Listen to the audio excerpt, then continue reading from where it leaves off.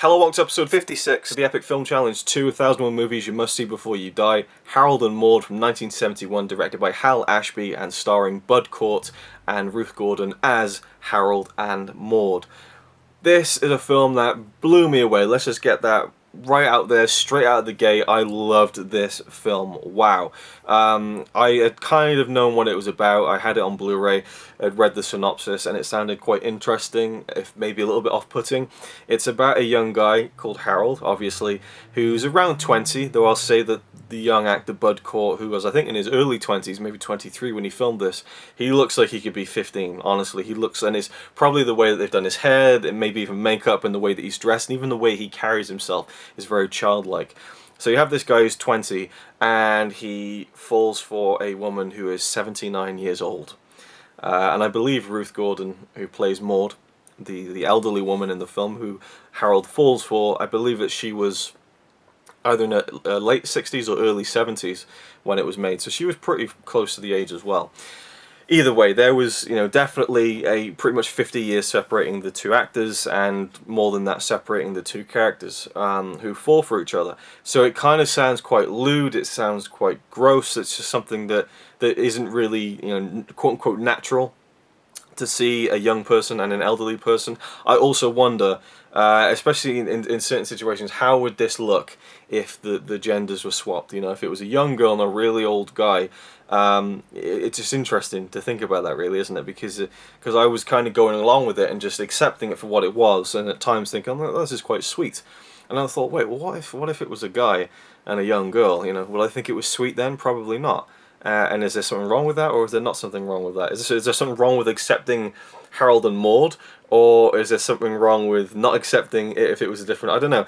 It's an interesting discussion that could be raised anyway. But the film itself, Harold is an interesting character. He's a young guy who has a privileged life. His mother, who presumably single, we don't know where his father is, or maybe, I'm not sure. There's a dinner scene at the beginning with lots of people, but you don't really see his father in the film. He could be deceased, he could be just not there. But his mother seems completely incapable of being a mother, and just completely oblivious to his needs. And also they live in this big house, and it's kind of a very...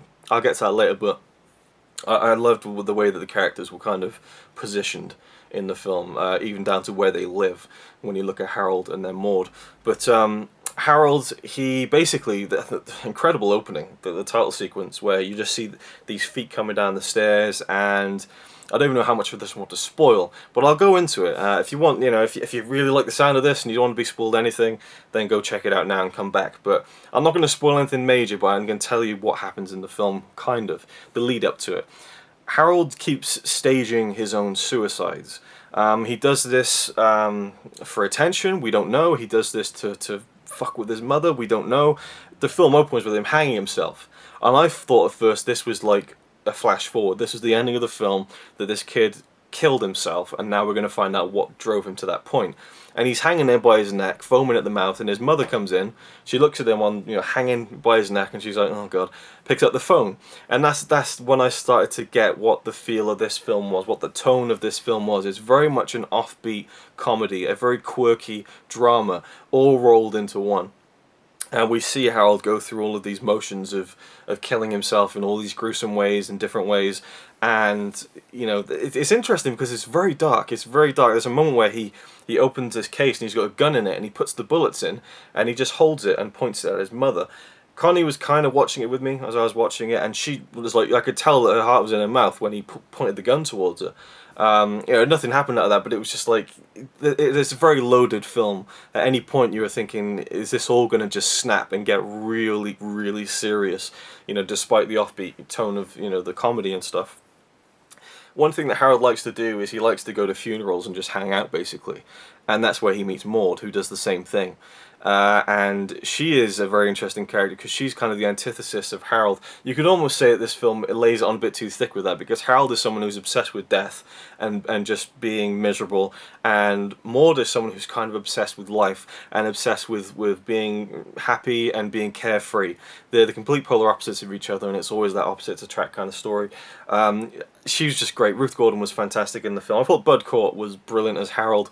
I just really I believed in his character and who he was, and kind of his, you might say, his emo tendencies, or not even his emo tendencies, because there's just a lack of anything. If you know, not even emo, just such a almost like a sociopath.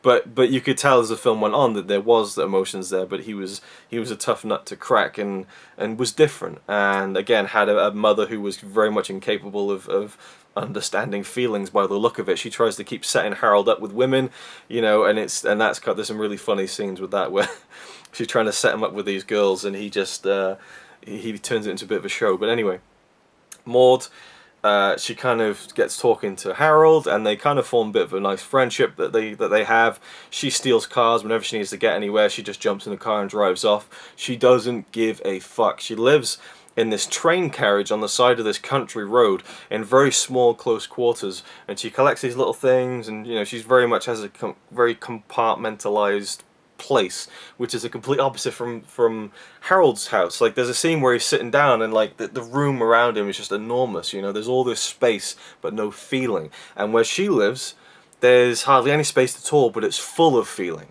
And I like that that little contrast there. That was quite cool.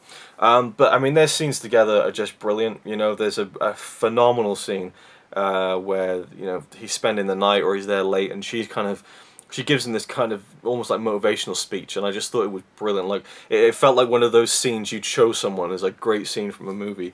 The direction is interesting. There's this amazing shot of Harold and Maude hanging out in a graveyard, and it just pans back for like a full minute, it feels like, and you just see these like hundreds, maybe even thousands of these headstones.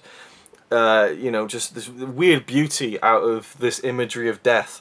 And the music, the soundtrack, it adds a whole other element to it that I think it's almost entirely comprised of songs by Cat Stevens, and there's just some amazing songs in there that just seem tailor-made for the film. In fact, I believe Cat Stevens wrote songs for the film especially, but it just really fits the feel of it. And I tell you what, I laughed in this film like I don't laugh very much at all, you know, lately, especially with modern comedies. I mean, there's a brilliant scene where Maude decides she wants to steal a tree and go and plant it in the forest because she doesn't want the tree to be neglected wherever it is. I think it was somewhere where it shouldn't be, like maybe planted outside a building or something. I really can't remember off the top of my head, but she wants to kind of liberate this tree and go and plant it in a forest. So she gets a tree, she nicks a car, obviously, and off they go, and a policeman pulls over Maude, and he says, "Can I see your license and registration?" She's like, I don't have a license. I don't believe in them." And he's like, "Oh, what are you talking about? How long have you been driving?" She's like, "About 45 minutes." And he's like, "Let me get this straight." And she's like, "All right, then I'll see you later." And she drives off. That cracked me up so much, and I always go back to that when it comes to comedy. Like, I really just love comedy that doesn't resort to the crudeness, doesn't resort to fuck this, fuck that, and shit balls and ass fuck and all. It just all those, you know, just let's take a curse word and just jam it into another word and just say it and repeat it and, you know, make people laugh just because we're cursing. I mean, there's a place for that. You know, I'm a big Angry Video Game Nerd fan, for example. Although I do feel like there's some element of good writing going on with that, but you know, I see some modern comedies and I'm just kind of like, really, you know? And I'm not saying that this is exclusively older comedies, that you can still do it now with clever writing, but I just feel like it's almost a bygone era. And I've said this before in the Young Frankenstein review, but I loved how funny this film was with just simple dialogue, just simple back and forth dialogue. There's just some really, really funny moments in this, but some real tender moments too. And when Harold and Maude's relationship starts blossoming into something more than friendship, that is a very interesting thing to do in a film. And yeah, I don't think I want to go into it much more than that. But I just thought it was wonderfully done. It felt so original.